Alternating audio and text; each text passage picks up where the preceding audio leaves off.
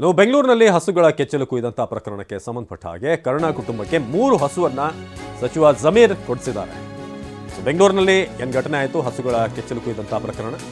ಕರುಣಾ ಅವರ ಕುಟುಂಬಕ್ಕೆ 3 ಹಸುಗಳನ್ನ ಸಚಿವ ಜಮೀರ್ ಕೊಡಿಸಿದ್ದಾರೆ. ಇನ್ನು ಜಮೀರಿಂದ ಹಸು ಪಡೆಯೋದಕ್ಕೆ ನಿರಾಕರಿಸಿದ್ರು ಮಾಲೀಕ ಕರುಣಾ. ಹಾಗಾಗಿ ಅವರ ಸಹೋದರಿ ಅಮುದಾ ಹಸು ಸ್ವೀಕಾರ ಮಾಡಿದ್ರು. 3 ಲಕ್ಷ ರೂಪಾಯಿ ವೆಚ್ಚದಲ್ಲಿ ಹಸು ಕೊಡಿಸಿದಂತ ಸಚಿವ ಜಮೀರ್ ಮಾಲೀಕ ಕರುಣಾ ಅಲ್ಲಿ ಜಮೀರಿಂದ ಹಸುವನ್ನ ಪಡೆಯೋದಕ್ಕೆ ನಿರಾಕರಿಸಿದ್ರು.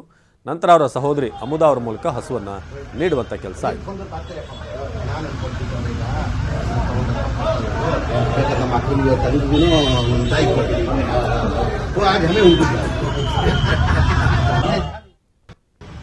ಮೊನ್ನೆ ಶನಿವಾರ ರಾತ್ರಿ 3 ಹಸುಗೆ ಕೆಚ್ಚಲನ್ನ ತಂದು ಮಾಡಿದ್ರು. ಆಮೇಲೆ ಮಾರನೇ ದಿವಸ ಇವರು ಜಮೀರಣ್ಣ ಬಂದ್ರು. ನಮ್ಮ ಜಮೀರಣ್ಣ ಬಂದು ನೋಡ್ಬಿಟ್ಟು ಅಮ್ಮ ಈ ತರ ಆಗಿದ್ರಲ್ಲಿ ನೀನ್ ಜೀವನ ಮಾಡೋದಾ ನಿಮ್ಮ ಅಣ್ಣ ಅಂತ ಹೇಳಿದ್ರು. ಅಂತಂದೆ. ಸರಿ ಆಯ್ತಮ್ಮ, ಅದಕ್ಕೇನಿದೆ ಪರಿಹಾರ ಮಾಡ್ಕೊಡ್ತೀನಿ ಅಂತ ಹೇಳಿದ್ರು. ಮಾರನೇ ದಿವಸನೇ ನಿಲ್ಸ್ಬಿಟ್ರು ಹಸು. ನನಗೆ 3 ಹಸುನ ನಮ್ಮ ಜಮೀರಣ್ಣ ತಂದು ನಿಲ್ಸಿದ್ರು. ನಮ್ಮ ಅಣ್ಣ ಬೇಡ ಅಂದ್ಬಿಟ್ಟ. ಬೇಡ ಅಂದಿದ್ದಕ್ಕೆ ನನಗೆ ತುಂಬಾ ಬೇಜಾರಾಯ್ತು. ಸರಿ MLA ಸಾಹೇಬ್ರನ್ನ ನೋಡಿ, ಜಮೀರಣ್ಣನ ನೋಡಿ ಸಾರಿ ಕೇಳೋಣ ಅಂತ ಬಂದೆ.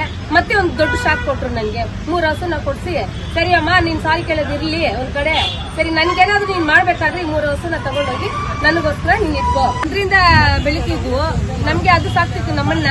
ಕೊನೆಗೆ ಇವತ್ತು 3 ಹೋಯ್ತು. ಮಾರನೇ ತಾಯಿ 3 ತಾಯಿನ ಕೊಟ್ಟಿದ್ದಾರೆ ನಮ್ಮ ಜಮೀರ್ ಸಾರು. ಅವರಿಗೆ ತುಂಬಾ ಥ್ಯಾಂಕ್ಸ್.